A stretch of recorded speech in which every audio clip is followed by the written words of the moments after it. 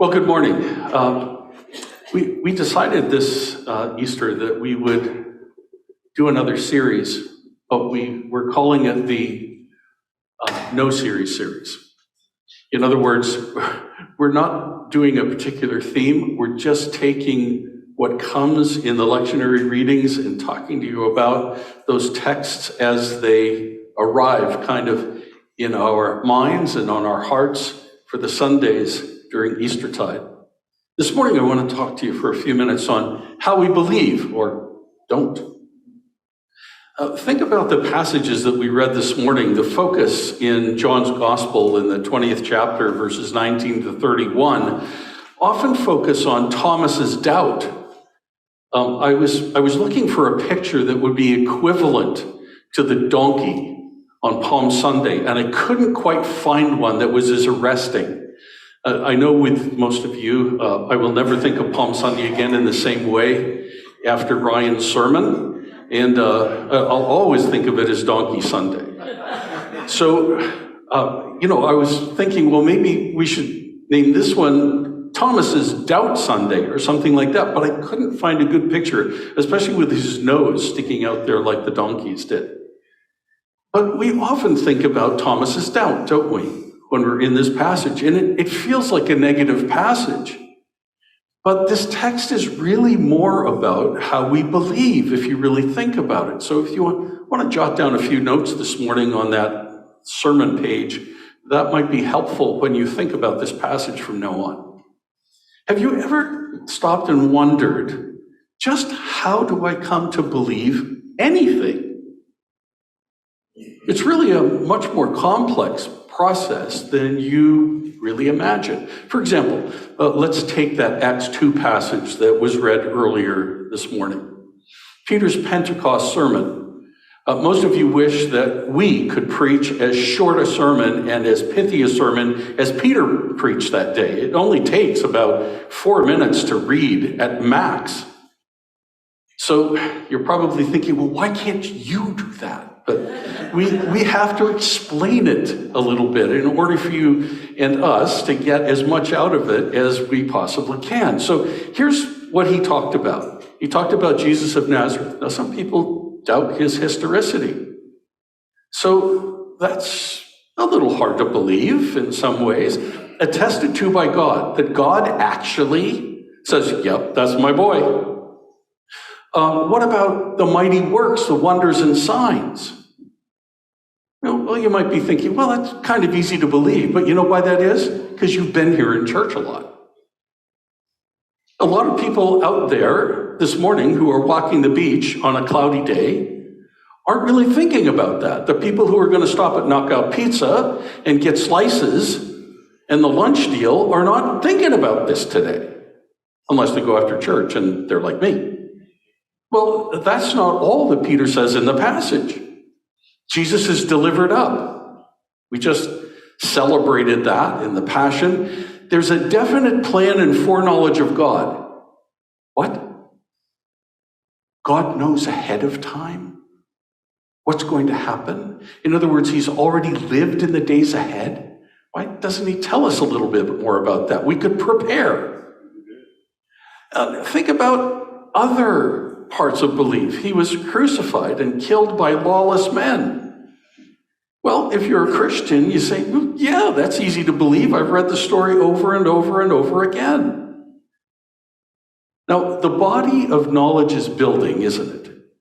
That first slide had a bunch of things that are kind of unbelievable. This one is maybe a little more unbelievable, but that's not all. Peter kept preaching. God raised Jesus up. Yeah, we see that every day, don't we? People being raised from the dead. You walk by a cemetery and you're suddenly captivated by 2 or 3 people that are clawing their way out of a grave and saying, hi, how are you? A little hard to believe. Loosing the pangs of death. Over the last couple of weeks, we've just gone through the death of 2 of our members. That was not easy. The pangs of death hit right here. They hit right here. And when you put your hand on a person whose body was formerly warm and it's cool, the pangs of death touch your fingers. Or what about, it was impossible for death to hold him? Let me go back to the cemetery for a moment. How many times have you seen people stand up and walk out of the cemetery and you thought, see, it's impossible for death to hold us? I mean, think about all the almost unbelievable things that I've already talked about, and I'm not finished. Peter's Pentecost sermon continues. David foresaw this 1,000 years earlier. His dates are 1040 to 970 BC. And he wrote about it, and Peter quotes it. So David died, but Jesus lives, and we're all witnesses. And you say, but I wasn't a witness. Peter's talking about it on the day of Pentecost, just days after it all happened. How can I believe it? Well, you all believe it because you've heard it before and you've been here. But who else believes it? If we're to believe the polls that have come out recently, less and less and less and less people believe all of those things that we take for granted. How did you come to believe? Did you just do it unthinkingly, or was it kind of like Stevie Wonder's song, when you believe in things you don't understand, suspicion is at hand? Well, after hearing all this, you likely unhesitatingly affirm, yeah, I believe that. But you're used to it. Let me give you another illustration from another one of the readings this morning. We've gone from the objective truth of what happened in terms of Jesus to now Peter's talking about what happens to us. You are born again. Yeah. Do you put yourself, when you hear that phrase in Nicodemus's mind, how can I climb inside my mother's womb and start all over again? That's kind of unbelievable. To a living hope through Jesus' resurrection and from the dead. Now, we've already kind of covered that in the first passage, but it's a little unbelievable. You have an inheritance. I haven't seen it. I haven't gone to heaven. God didn't send me a note saying, you have a lot going for you. Until you read the scriptures. It's imperishable, it's undefiled, it's unfading, and it's kept in heaven. Heaven, where's that? Are you starting to get the picture that most of the stuff that you say you believe is almost unbelievable? But we keep going. Peter says, by God's power, you are being guarded through faith for salvation to be revealed over time. When was the last time you saw the guardian angel around you?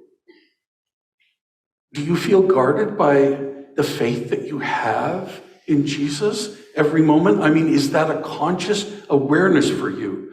Or do we kind of take it for granted? And almost as one author calls it, become practical atheists. The way we go about living our lives on a daily basis. But that's not all. Peter continues, so I rejoice in grief and various trials. Now that's something that everybody can connect with. But my faith being tested for its genuineness, and for that I give praise and glory and honor. I mean, that causes people who are not Christians to say Christians are just weird. How can they be both at the same time full of grief and full of hope? That's just not natural. It's not normal. It's unbelievable. But you believe all of this. And so do I. Though you have not seen him, you love him. Though you do not now see him, you believe in him and rejoice with joy that is inexpressible and filled with glory. That's amazing. So are you still rather incredibly saying, yeah, I believe that. I mean, if I stopped preaching right now, I would have reminded you of so much Christian truth, both objective and subjective, that you'd go out of here saying, whoa, I didn't realize how much I have. Yeah, I believe that. Why not? But at this point, you're probably saying, okay, where's this going? Well, we're going to the disciples who believe, get faith, and learn just like us. But how does that happen? I mean, you might quickly say, well, through discipleship, but what is that? I've been to more conferences than I can imagine that had disciple or discipleship in the title. And I've gone to those conferences and thought, I know when I get there, they're going to explain it so beautifully that I will be able to walk away, and from then on, I'll know not only how to be a disciple, but how to disciple. And guess what? I've been disappointed just about every single time. Because we talk about the definition, but how do we put it into practice? How do we get belief? How do we find faith? How do we learn? Belief and faith, by the way, are the same word in Scripture, the very same word. They're translated in context. And learning is foundational to both belief and faith. Let me show you what I mean. 3 links to a chain, and one of them in the middle is fundamentally important because it links the ones on the outside. So let's talk about belief. How do you go from concept to conviction, which is what belief is all about? Well, belief is right there in the middle. You know, faith is the same. How do I go from grace to works? It's faith. And learning is exactly the same. How do I go from ideation to action? By learning. You see the connection between belief and faith and learning? They're all wrapped up, one with the other. So somehow, the disciples went through this process to understand it. But you know, the process of believing is found beautifully in John 20. Here's how it begins. In verse 20, it talks about the believers or the disciples being in a place and they are shown who Jesus is. He manifests himself. If you want to, you just take a look at that gospel passage. You have it printed right in front of you. Look at verse 20. It says they were shown Jesus. He showed himself to them. As if all of the disciples are from the state of Missouri, the show me state. If you show me, I'll believe. We're all kind of like that, aren't we? Yeah, show me. Remember Cuba Gooding Jr.? Show me the money. Then what happens after the showing? Then you have Thomas the skeptic. I kind of like Thomas because he asks questions. I'm not as happy with people who don't ask questions because I know if we're talking about faith, their faith is going to evaporate like that. Now, I want to ask you a question. Don't you think that God in his foreknowledge, remember we talked about that, knew that Thomas was going to be a skeptic when Jesus chose him as a disciple? And don't you think that this day, when Thomas expressed his skepticism, wasn't foreknown by God? And don't you think that that was all in God's plan so that those of you who are skeptics out there might have somebody to identify with? And we'd have something to preach about for centuries? And we might say, don't be like Thomas. Well, I'm going to undo that. Be like Thomas. Be skeptical. Because when you're like Thomas and you're skeptical and you ask questions and you're really seeking, you get answers. What else happens? Well, there's this sensory part for all of you soft people who like sensory experiences. I'm not going to believe until I place my finger in his wounds. And what does Jesus do? Jesus shows up and says, hey, Tom, try this. And what does Thomas say? Well, you see it there on the text. What does he say? My Lord and my God. So the disciples who were shown Jesus and didn't say anything have Thomas in their midst, and he pushes the envelope. And now, along with Thomas, they can say, whoa, my Lord and my God. What happened? They actually saw Jesus. Now, you know what's fascinating about that word, see? It doesn't just mean to see with physical eyes. It's a very special word, and it's used of experience. They experienced Jesus. They experienced Jesus in all of his totality. They experienced him not only in his ministry, his life, and then his passion, and then his death, and now his resurrection. They were getting the whole picture. It was all coming at once. You've had experiences like that, where in a nanosecond, it seems like, boom, everything kind of closes in on you, and boom, boom, boom, boom, boom, a whole bunch of memories. I experienced him.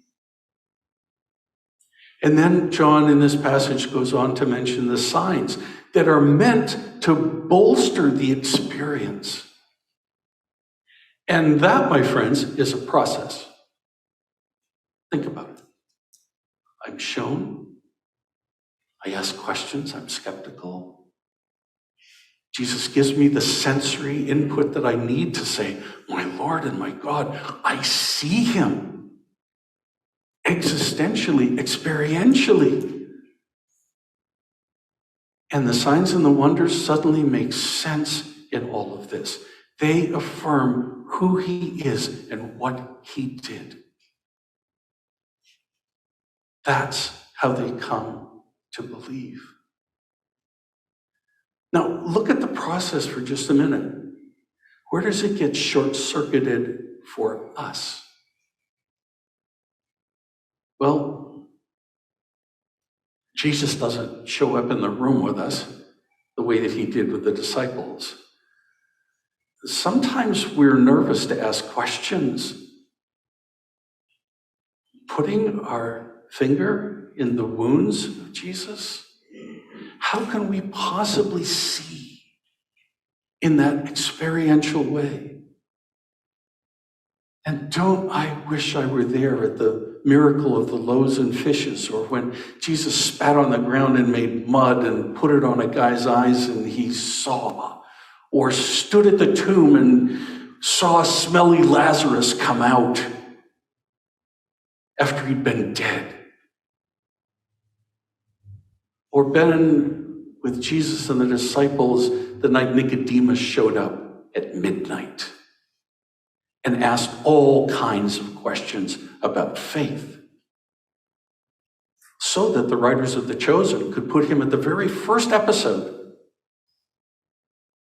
and kind of let you see through Nicodemus's eyes what was going on in the life and ministry of Jesus.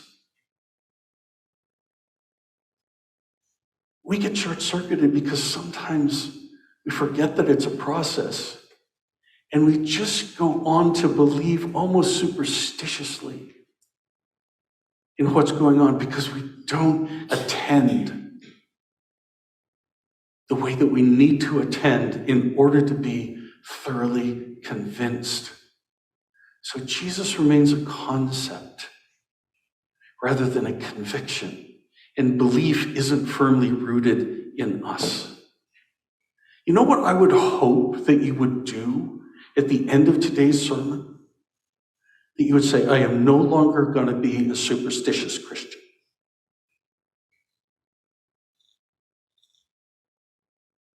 I'm going to work at it. But I'm not done yet. Jesus said to him, have you believed because you have seen me? That's that experience word. Blessed are those who have not seen and yet have believed. And suddenly, if you thought my words were harsh a minute ago, now you're like, see, Pastor Bill, you didn't have to be there. You didn't have to stick your finger in the wounds. You can still experience Jesus. And you know what? You're right. How does that happen? Because between the Word and the Spirit, you get the equivalent of that experience if you're willing to go through that process. The process doesn't change, even though the times do and the people do.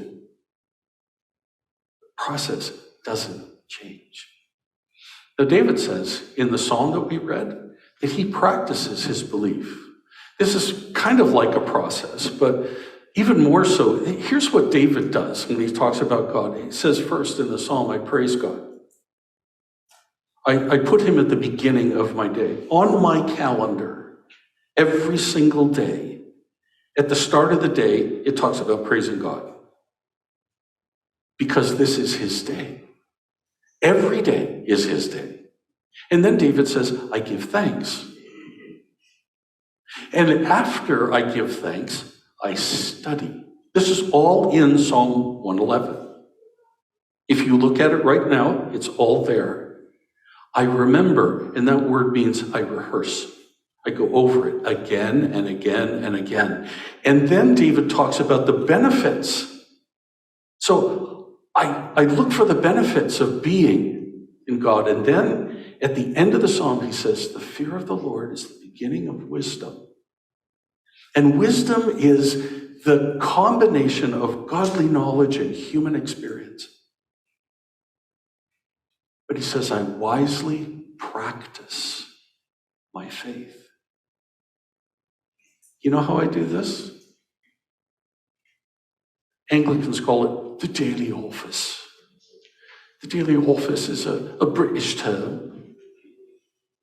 It has to do with making sure that I go through the rigors of the discipline of the process of acquainting myself with truth in a way that so convinces me that I am transformed and I shall never, ever be the same. You say, every day? Yeah. Because I find something in Scripture every day that I need to know, that I probably read before, but I need to know again because my brain is finite. And the older I get, the closer to dementia I get. The harder it is to remember things, so I need to go over it again and again and rehearse it so that I don't forget it. But more importantly, so that I practice it, so that I can be wise. That's what God has given us. This wonderful resource. So if the process didn't connect with you, maybe you're a doer and you need specific details and directions. There they are. Do that every day. Just do it. You say, maybe just do it. Yeah, like when you read it. If there's a sin you should avoid, don't do that anymore. So you pray, Lord, I see this is a sin that I should avoid. I'm not going to do it anymore. Don't argue with God. My God, why? I've done this before. It hasn't really hurt me. But you don't know that, do you? You don't know the injury that's been done to your soul or to your thinking. You don't know how people have watched you and said, oh, if that's what a Christian is like, I'm not sure I want to be that. So we need to practice. Now that sounds hard until you stop to think about what happened to you in COVID. Your legs got a little weaker because you didn't walk quite as much. Your desire to work became a little less because you didn't have to struggle with work quite the same way. Your brain got a little mushy because you were watching all of those White House briefings about masks and all those kinds of things, and you were thinking, oh, I should stay home and wear a mask even if I'm walking outside all by myself. No, I'm not criticizing masks. I'm just saying we all got a little weaker. I don't climb the stairs with the same strength that I had 3 years ago. So I'm now walking my stairs more often to get my strength back. That's what happens in your faith. If you don't practice it, it atrophies. How do we believe? Well, we do it through a process. It was right there in the text this morning of John 20. We do it when we practice. It was right there in Psalm 111. But toward what purpose? And this is what John wrote in the 31st verse. This book is written so that you may believe that Jesus is the Christ, the Son of God, and that by believing you may have life in his name. So do you want to live life half of what it should be or the whole thing? If I promise you $1 and I give you 50 cents, are you going to be happy with me? No, I know you're not going to be happy even with $1. Make it 100,000 bill and that'll be better. But if I promise you 100,000 and I give you 50, don't you feel like you're being cheated?